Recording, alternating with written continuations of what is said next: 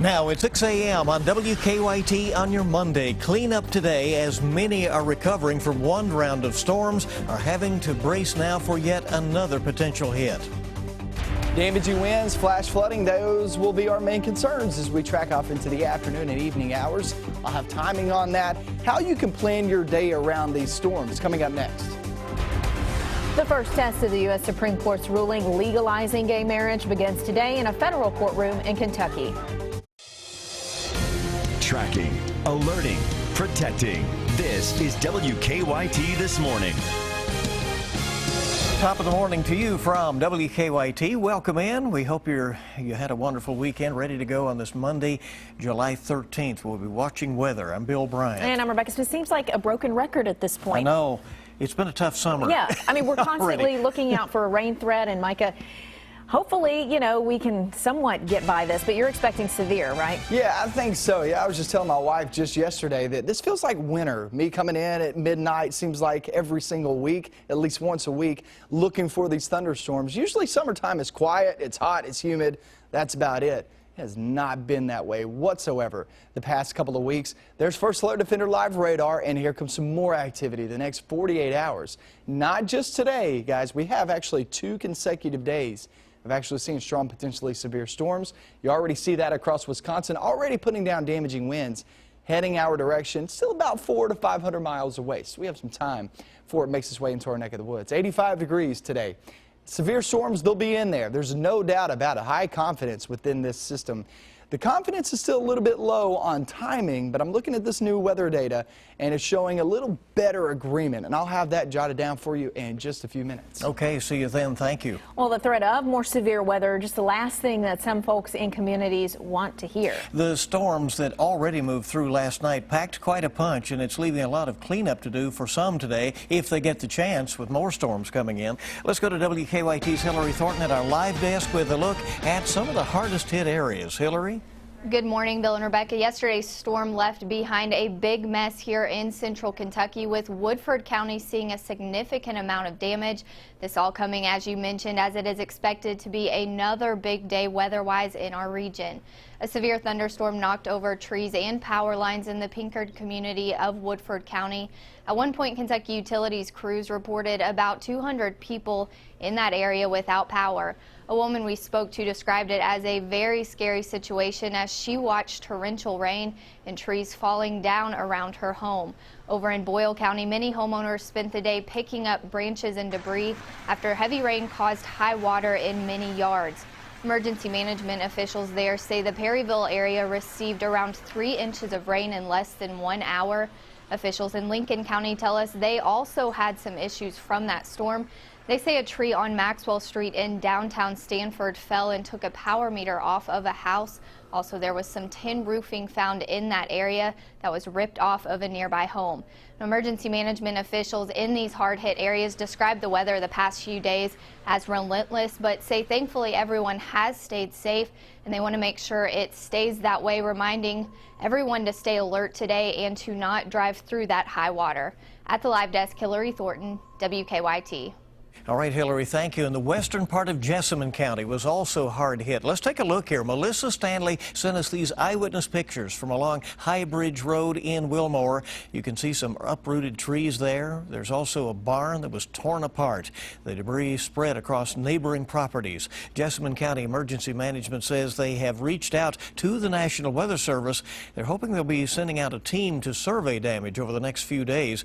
And don't forget, you can help be our eyes and ears out in your community. If you have pictures or video or even information about storm damage, share it with us. Email it to eyewitness@wkyt.com or share them with us on Facebook or Twitter.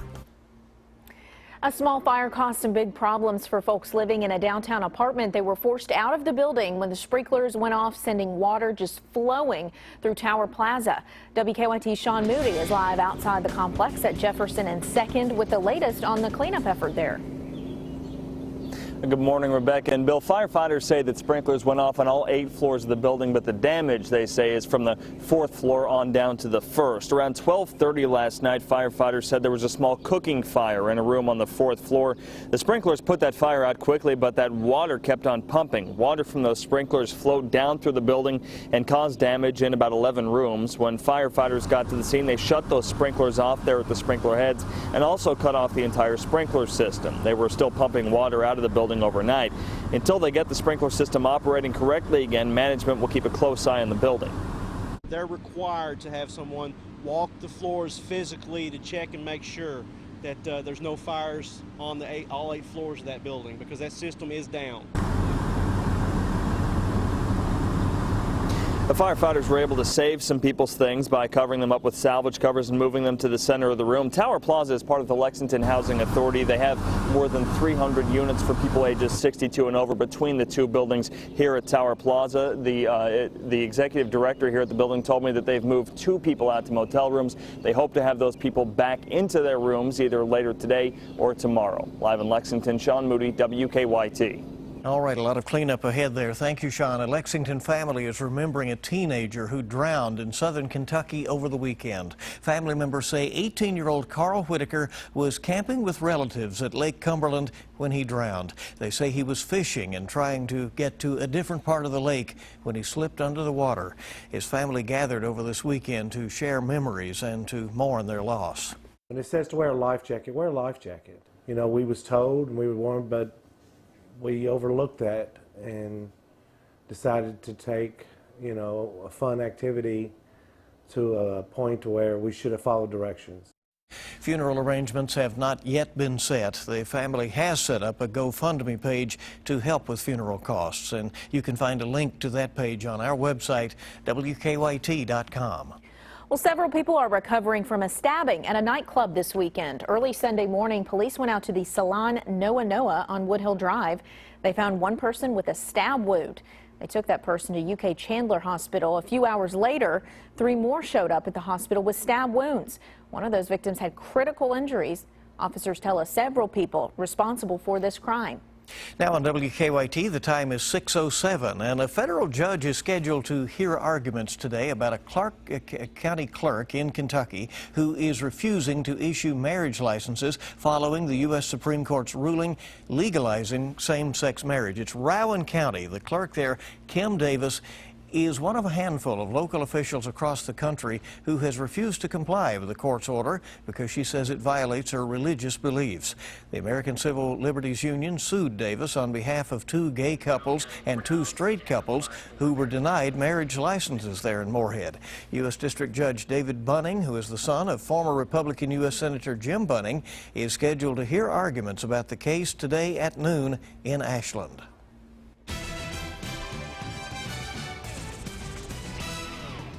Little fog out and about, and that's about it. Yeah, we got a few sprinkles down south and southeast, but that's not really going to affect us all that much this morning. Really focusing our attention up north, because that is where you're seeing that bowing out segment that we always talk about to watch out for damaging winds. You can kind of see it right through there. You see how it kind of just bows out there? What's happening is you're getting a big pushback behind that and making those strong winds come out of these storms. And you will absolutely feel it later on today. Here's the timing on this. I'm going to break it down from timing to threats to area, everything for you right now. Here's the timing, 1 to 4 p.m. in the far northern zones. I'm leaning more toward 4 p.m., but you could have it more than likely, or you could have a chance of it at least by 1 p.m. So as early as 1 p.m., as late as 4 p.m., that's the timing as of right now. This is subject to change, and if it does, we'll get you updated throughout the mornings, social media, WKYT.com, all those social media and website platforms. 2 to 5 p.m., I-64, also BG Parkway. That does include Lexington, Frankfort, Paris, Richmond, Danville. 2 to 5 p.m. is your best bet as of right now for these storms to come rolling through. Remember, this is the initial push. And the problem with this is We could have the storms come in, say from Frankfurt all the way to Ashland, and miss you guys over toward the far western zones. Your second push comes in right afterwards. So just know you're going to have rounds of strong to severe storms as we make our way through the next 48 hours. 5 p.m. to 8 p.m. down in the far south and southeastern zones. That's the timing on this. Today's threat on the area, well, everybody. If you're watching this morning, you have the chance at strong to severe storms. The best likelihood of that is in the red shaded area. That's where your moderate risk is. But if you're in the enhanced area, east and southeast, just know this. Just go ahead and put yourself in the moderate. This is from the Storm Prediction Center. We don't make these maps, but everybody will have the same exact chance as everybody else. Not only damaging winds, but we just can't overlook the possibility of some flash flooding. Now, this doesn't really jump off on the map and you say, well, 2 inches is a whole heck of a lot of rain. It's not an extreme amount, but it is just enough. I mean, 2 inches for the next 2 days is just enough to push down from flash flooding, even an inch of rain. Because yesterday I picked up about 1/4 inch at my house, had nowhere to go. It just started ponding on my yard. That's not a lot of rain either. So watch out for the flash flooding. It'll be easy to get that, and also watch out for those damaging winds.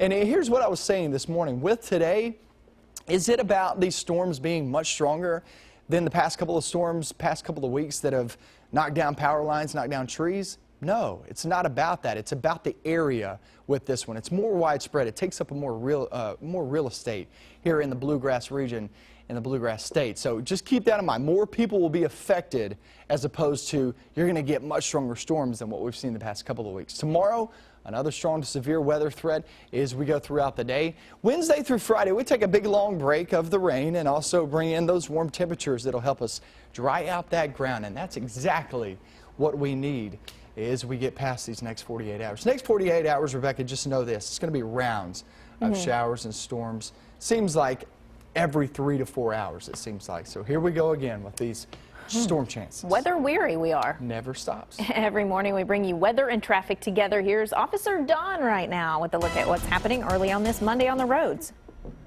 Well, good morning, Rebecca. Not a whole lot at the moment. Just kind of look at Tates Creek Road, also Nicholasville Road inbound, and even Harrodsburg Road. And we're normal through the crossover, which is great news, and traffic is light. On the inner and outer loops of the circle, okay, between Winchester and Liberty at this moment. Live drivers on the way in, reporting for the most part we're going to be able to get there. Even if you're taking exit ramp off I-75 there to Man of War and then following Man of War toward Richmond Road, traffic is steady with one cycle of the light through all the major intersections. Of course, we'll keep you up to date throughout the morning. Now back to you. We know you will. We thank you very much, Don. Our time on WKYT this morning is 6:12, and we hope you'll stay with us. A lot more coming up here on your Monday as this new week is off and rolling. Mexico's most powerful drug lord on the run after escaping from a maximum security prison for the second time.